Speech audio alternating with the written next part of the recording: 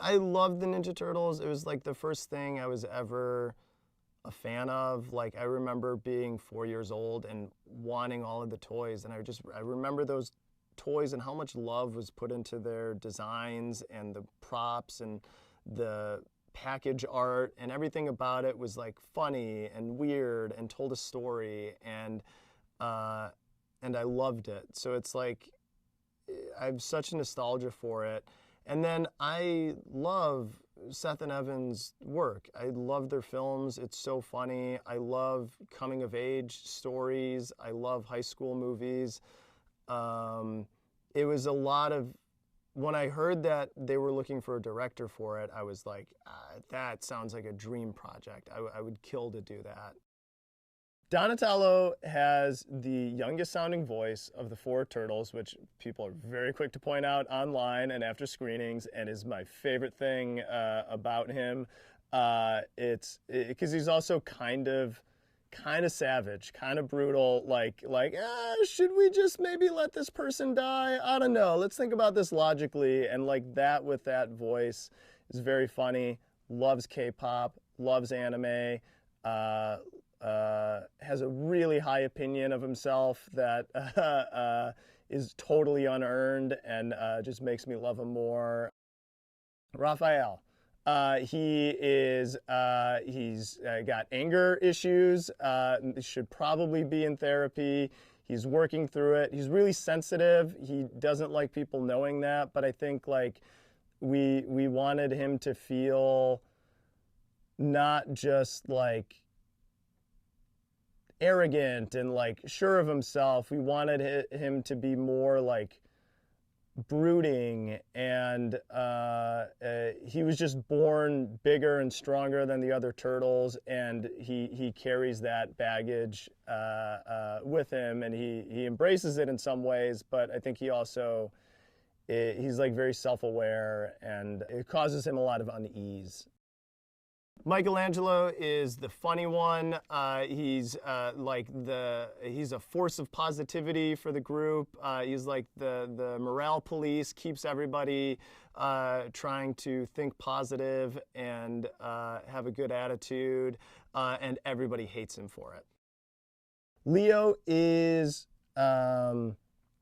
very insecure, and he tries really hard. Like, he is not as talented as the other turtles in any ways. He's never going to be as funny as Mikey. He's never going to be as smart as Donnie. He's never going to be as strong as Raph. But he will work harder than anyone, and his passion is what he tries to make up for it with. With this, it was just, we eventually threw the script away and would just have them like, I don't know, what's a funny thing? What would you actually want? What would you actually listen to on the radio? And the kids would just make up stuff, and they would talk about things that they were passionate about, and the personalities, and we ended up writing to that. Like, the personalities of the characters as you see them on screen came from that improvisation and from the chemistry they had with each other, and it was so much, we couldn't have written it. There's no way. The bacon, egg, and cheese scene in the film is like, Seth described it as like, that's comedy that I would describe as unwritable. Like, it only works because they just did it and they just went off on a riff together. It's the Ninja Turtles. These four brothers, Leo, Mikey, Donnie, and Raph, live in the sewer. Have lived in the sewer their entire lives. It's dark, it's scary, there's weird noises, it's wet. Their father is kind of overbearing and doesn't trust humans based on this trauma that happened to them in their childhood. And they've become teenagers, and they are getting restless about their life, and they want more. And they see the human world, and they're on the internet, and they're familiar with human culture, and they sneak out into the world and see movies and see things, always from the shadows. They just want to be normal. And for them, that's impossible because they're kind of mutant turtle monsters is how they see themselves. And through meeting their first human friend who they help out, April O'Neil, and seeing her not run away in terror. They concoct a plan that maybe if they help enough people out, if they help out the entire city of New York and stop this criminal that's been terrorizing the city, that maybe everyone would accept them and embrace them, and they could finally get what they wanted. So they go on that journey, and it doesn't go as they expect. Jackie Chan plays Splinter, and Jackie Chan is he is a living legend. He's an icon. Like he's been a part of so many things that I love. He's known around the world. He's so good at what he does. He's so funny. He's so lovable. No one works harder than him. He's a tremendous actor. We love his films. We talked about the idea of like, would he be Splinter? That won't happen. And then we got him, and he was so delightful to work with. He's everything you've heard. He's like hardworking, wants to do as many takes as possible, wants to make sure he does a good job. Really, really gave a lot. And due to Beijing time, because we would record him remote, we'd have to get up at like 6 a.m. to record him, which was always weird. But like those were some of the best mornings on the project. He's so funny and adds so much to the character.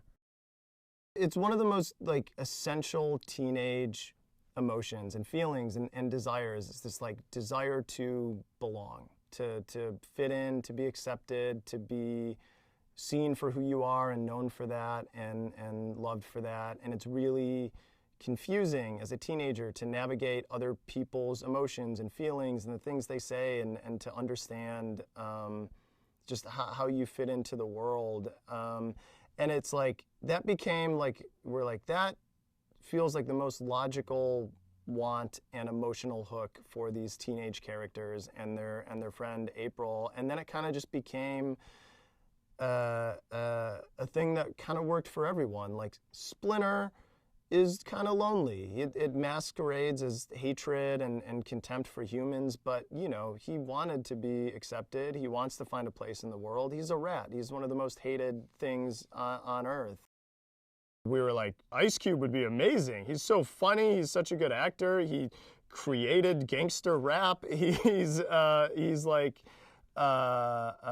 he would be perfect. And we met with him, and I think the moment we said like, okay, the character's name is Superfly and he looks like this, Ice Cube kind of like laughed and smiled, and we're like, I think he's in. We think he's gonna do it. We have Paul Rudd as Mondo Gecko, who is so funny and likable, and like the bromance between him and Mikey, there's chemistry and it's engaging and it's so funny.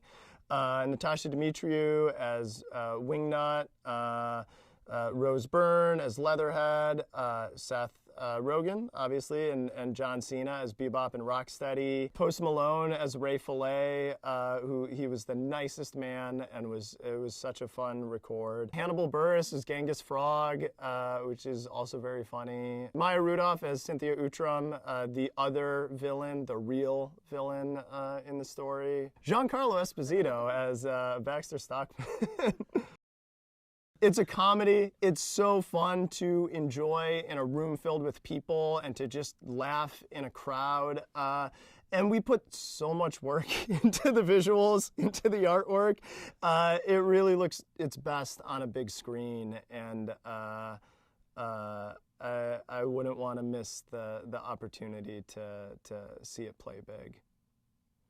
We've put a lot of work into the sound too, like good sound. It's going to sound great. It's going to look great.